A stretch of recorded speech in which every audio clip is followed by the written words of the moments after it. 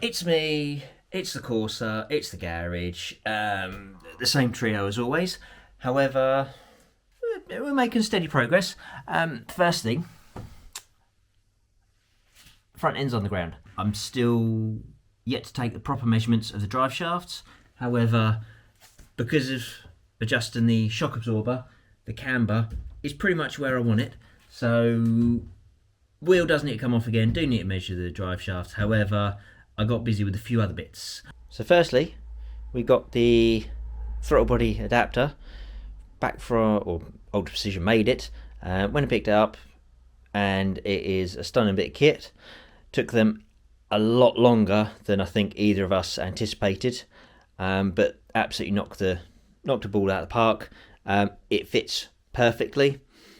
So happy. Just need to get it on now, which is going to require a bit of modifying.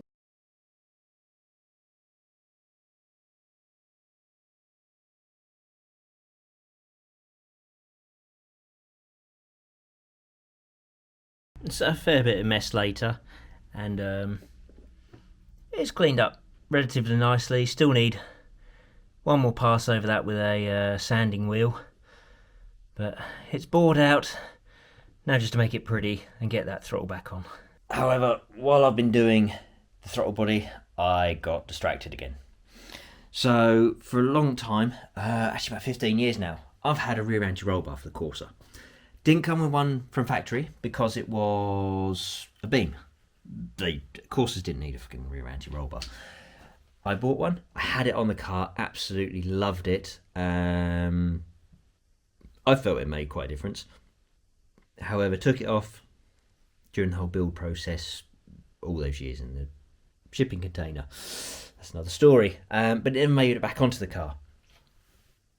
Knew where the bar was, however, I lost the brackets and all the attachments for quite some time. Went into storage and never reappeared.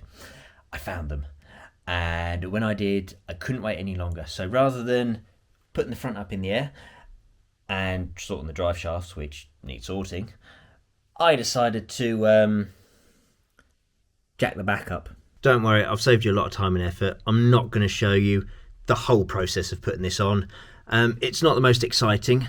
So front bracket goes onto the front rear beam mount, and then the bar simply attaches to that mount. Bar comes back, then got a link between the bottom of the shock absorber to the bar. All that does, it's not fully tight yet, it just stiffens it up, so if one wheel's coming higher than the other, it just keeps it stable. Keeps the rear end a lot stiffer. It's not bad as standard, I'd say, but I like the feel of it. And I did come into one problem though, on the bracket that goes onto the shock absorber. So originally, let's see if I can get that a bit closer. Get some lights on it. There we go. So originally, this bracket was the other way around. Because I've got the coilovers on the rear, the bracket hits the coilover. So I can invert the bracket, just requires a little modification to the front edge to miss the rear beam. However, the one thing I have found is the brake hose. Kind of in the way of the brake hose now. Hi. So I can't be asked getting off the floor, so I'll just stay down here. The brake pipe. So I could remake the brake pipe to go from the rear beam off towards the caliper hose. I'm not sure I can really be asked to do that, so I'm tempted just to get a hell line from the caliper straight to the beam. It might make it a damn sight easier, and I'm a lazy fucker. So just trying to find out the correct sizes for those unions, and I might order a pair of them. It's a better plan. The brake pipe's never mounted properly to the beam anyway, because of the rear spacers on it as well. It was just a pain in the arse. So it's another bridge that's appeared, so I just need to cross that and find a solution, which isn't too difficult. While I've been under here as well at the back end, I've actually raised the rear shocks about half an inch. It sounds fuck all, and it probably is, but I've got the larger rear wheels going on, so just to give us a bit of clearance, we shall see how that works. Also, while I'm under here, at some point I may need to replace the fuel filler hose. Every time I give it a full tank, I can just smell petrol inside the garage. It isn't leaking from any joins. It's the hose itself. It's just letting the smell through. So it was bought as fuel hose. However, I'm not so sure it's capable of warming up to the job. So might need another bit of that. So other than the terrible lighting we've got in this angle, it's actually really close, getting quite close. The back end is actually almost everything done that I could ever want done, I think, other than independent rear suspension. Do not get me started on that. The front, obviously we've got the drive shafts, need to measure. I need to pull my finger out and do that, but I need to get the back end buttoned up first. Shouldn't take long. Hopefully. Get that sorted. I'm boring myself as well, don't worry. Throttle, obviously finish that. Get that nicely fitted and mounted and make sure that works, but make sure the old one still fits as well. Shouldn't be an issue.